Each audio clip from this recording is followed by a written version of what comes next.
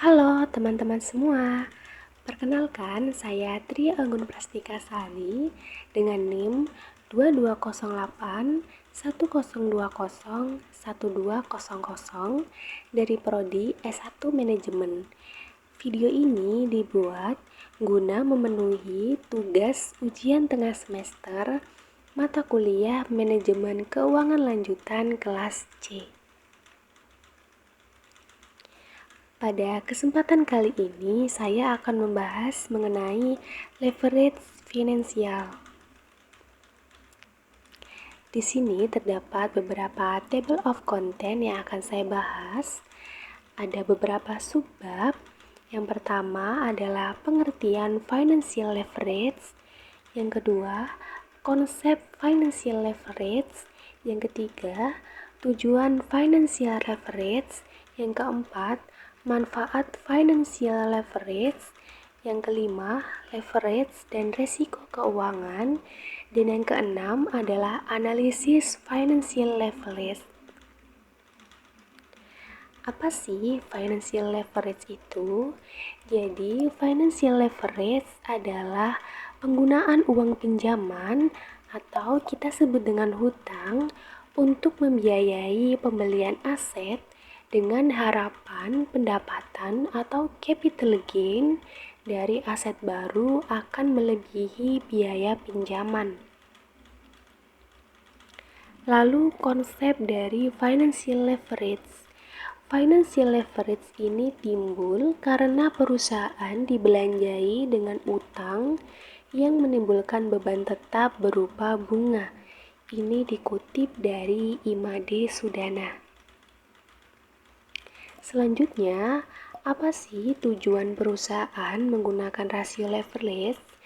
Di sini terdapat 6 tujuan. Yang pertama adalah untuk mengetahui bagaimana posisi suatu perusahaan terhadap kewajiban kepada pihak lainnya, yakni kreditor.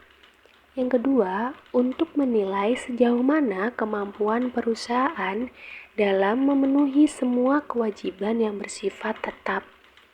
Yang ketiga, sebagai dasar dalam menilai keseimbangan antara nilai aktiva, khususnya aktiva tetap dengan modal.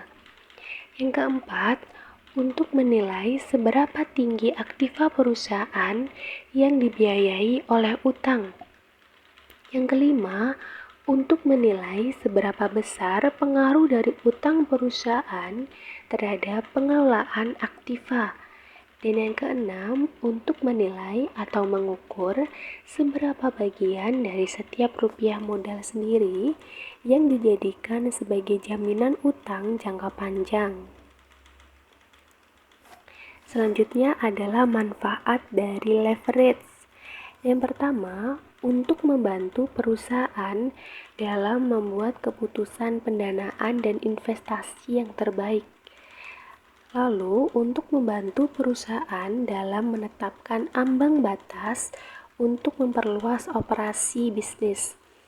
Yang selanjutnya adalah untuk mengetahui pengaruh utang terhadap jumlah aset dan pengelolaan modal. Dan yang terakhir adalah untuk mengetahui total pinjaman yang jatuh tempo dalam waktu dekat. Selanjutnya kita akan bahas mengenai leverage dan resiko keuangan. Jadi, leverage dalam bisnis adalah penggunaan utang untuk membiayai aset atau operasi dengan harapan mendapatkan keuntungan lebih besar daripada biaya utangnya. Sedangkan resiko keuangan adalah kemungkinan perusahaan tidak dapat memenuhi kewajiban keuangannya. Bisa disebabkan oleh faktor seperti fluktuasi suku bunga, nilai tukar mata uang, krisis keuangan, atau perubahan regulasi. Nah, untuk mengukur leverage dan risiko keuangan, ada beberapa rasio yang dapat digunakan, seperti debt to equity ratio, debt to asset ratio, interest coverage ratio, dan debt service coverage ratio.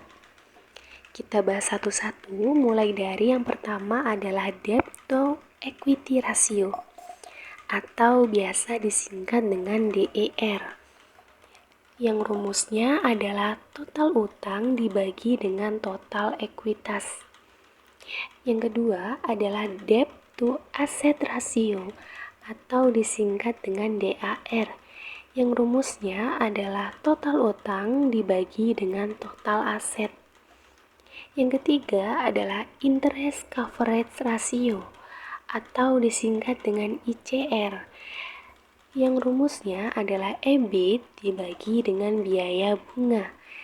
Dan yang terakhir adalah debt service coverage ratio atau disingkat dengan DSCR, yang rumusnya adalah net operating income dibagi dengan total debt service.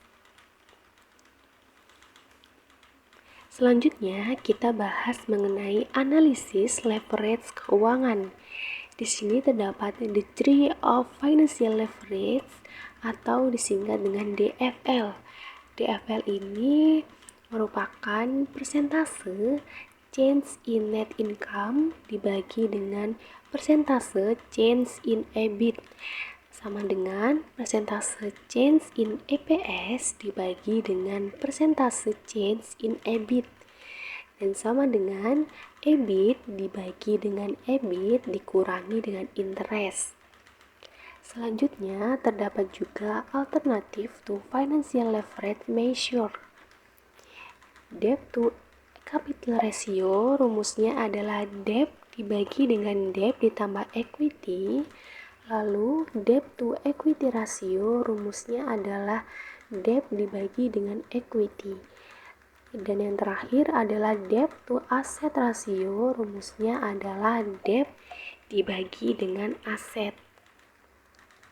Di sini terdapat keterangan. Yang pertama, EPS adalah laba per lembar saham, EBIT adalah laba operasi sebelum bunga atau pajak, Q adalah jumlah unit produk, P adalah harga jual per unit, V adalah biaya variabel per unit, F adalah biaya tetap, dan I merupakan biaya bunga. Di sini terdapat studi kasus. Pada sebelah kiri terdapat data studi kasus dari beberapa perusahaan. Jadi DFL merupakan persentase dari perubahan EPS dibagi dengan persentase perubahan EBIT, di mana EPS merupakan laba bersih dibagi dengan jumlah saham beredar, dan EBIT merupakan laba operasi sebelum bunga dan pajak. Kesimpulannya, pada tabel tersebut terlihat bahwa terdapat beberapa perusahaan yang pertumbuhan laba operasinya mengalami penurunan. Pertumbuhan laba yang lebih kecil ini disebabkan semakin meningkatnya biaya operasi. Semakin besar volume penjualan, maka laba operasi semakin tinggi. Oleh karena peningkatan laba operasi pada data tersebut tidak proporsional mengakibatkan DFL menurun. Baik, sekian yang dapat saya sampaikan. Kurang lebihnya mohon maaf.